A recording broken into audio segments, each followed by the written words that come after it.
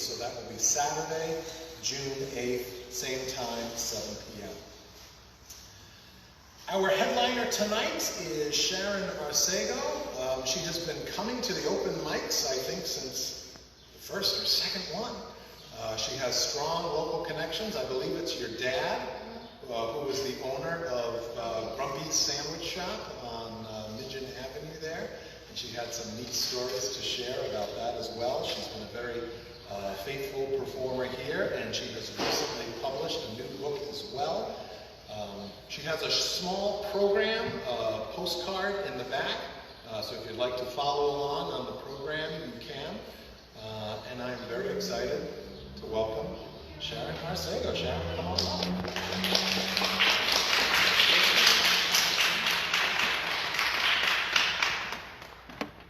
Thank you, everyone. Can you hear me? They got me a remote mic.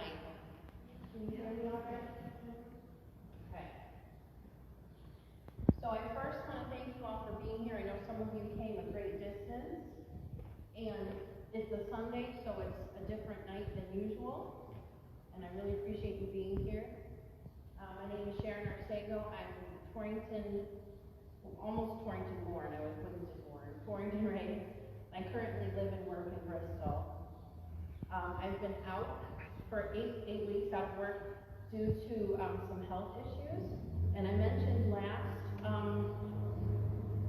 open mic, which was the first one in about 6 months, that I had been diagnosed with cancer after about 6 months of symptoms, and found out a week later they were taking it out, and it got all out, and as far as I know, I have 5 years of screening. Otherwise, I'm doing well. I feel fantastic. Getting used to feeling better. One of the things I wanted to, first of all, I want to thank Conrad, Eric, who couldn't be here tonight. And if you can see the screen with me here, the Northwest Connecticut Arts Council, the church here, Trinity Episcopal, Connecticut Wonderful, our culture was beautiful, and Howard's Bookstore, along with the ARPA grant, for making these open mics possible. We started coming, I think it was Thanksgiving 2022, and with the exception of the 6 months I had in this, I was here pretty much every month. And through the course of that, Cadence, my first book was published in April of 2023, and now it's 30 years of writing, 30 years of poetry. We had illness in the family. I worked for the city of Bristol. We had some tragedies that took place. And I realized that winter, I'm not going to publish now. When am I going to? Like, it's too short. So I dug in and launched Cadence. And now this year, Behind the Blue is actually with the printer/publisher. And I'm waiting for their final review before we can release it to the public. But I'm very excited to continue the process. So some of what I'm going to share tonight is what's in the works, some of what's in Behind the Blue, which has not, finished products haven't been shared, really, and I'm going to revisit Cadence. And then I know the table's kind of low. You're more than welcome. There are images, because I do artwork, so I have images with my contact details on the back. There's a few different style bookmarks, so fill up, take them, hand them out. You're welcome to. That's what they're there for. What I wanted to start with tonight, actually, let me make sure this thing works. Yeah, I love it. So that's me, artist, poet, author, not necessarily in that order. And I wanted to welcome you as I did, and thank you for being here. Something that's not on the program that I'd like to share. I wanted to sing in this church since they started the open mic, and I haven't done it yet. So I'm going to sing very simply a song that means a lot to me, and it's kind of a thanks for the love and support I got while I was going through all this.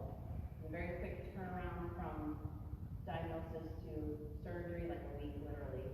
And I'm still kind of wrapping my head around things, but I'm feeling good. I'm joined the drumming circle at Howard's, and my sister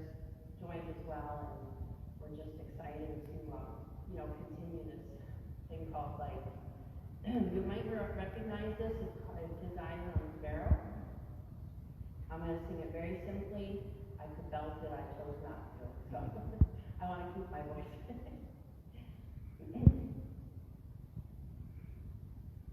Why should I be discouraged? Why should the shadows come? Why should my heart be lonely and long for heaven and home? When Jesus is my portion, a constant brightness His eye on the sparrow, and I know He wanted me. I sing because I'm happy, and I sing because I'm free. His eye is on the sparrow, and I know He wanted me. His eye is on the sparrow, and I know He wanted. I know He wanted. I know He wanted over you and me. Thank you. So as I mentioned, there's a postcard that I had printed with a program. It's really more to keep me on track because I can talk, but it's also a marketing piece. So please take more than one for yourself, hand them out. It has my author hub on it. You can let people know you went to this great open mic and it's just the person that kicked it off. You know, make me sound good. So if you don't have one, they're in the back. Take all that you like. I really don't mind. So that's what it looks like if you haven't seen it. Okay. Wow.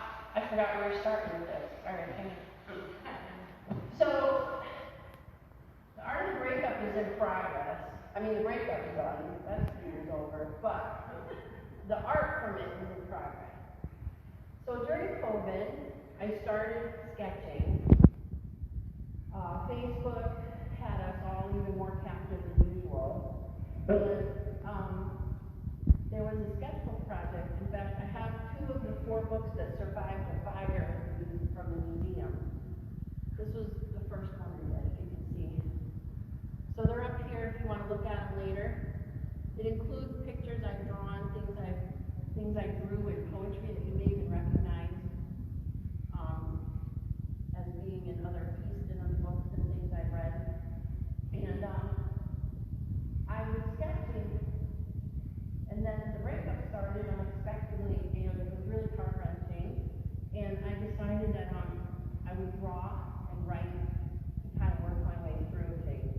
And as I did that, more and more stuff started happening in terms of the artwork and the writing, and through putting cadence together and even putting together behind the blue, I realized there are pieces that go with the art of the breakup. So my plan is to have these sketches, poetry, and prose inspired by heartache out later this year. So I'm going to show, these are 3 sketches that I've done.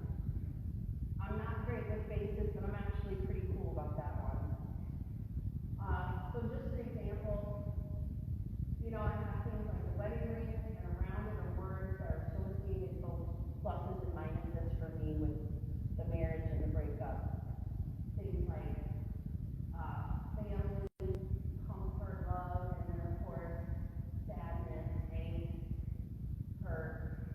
And then the middle picture, full of tears.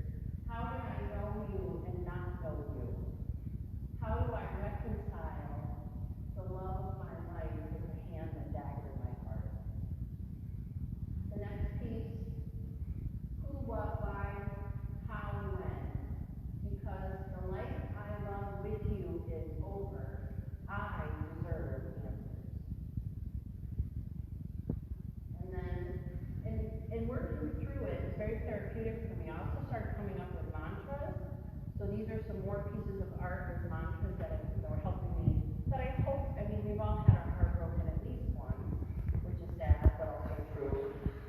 And I'm hoping that writing this out will help people, men, women, whoever needs to see it. The mantras are things I would say to myself to get myself through the first several months. And this first one is, do not be consumed. And that for me comes from the scriptures, where one of the scriptures reads, do not be consumed. And I know they mean it, don't become taken over by the world kind of thing. But for me it meant, what does the word consumed mean? And so being a word person, right? So, do not be consumed would mean to be eaten up by, to be devoured by, to be overcome by. I will not allow your betrayal to devour me. Instead, I will be consumed by my art, strength, poetry, value, wisdom, intellect, and love. The next one is, it is what it is. And I know this is said a lot. It means a lot to me, though.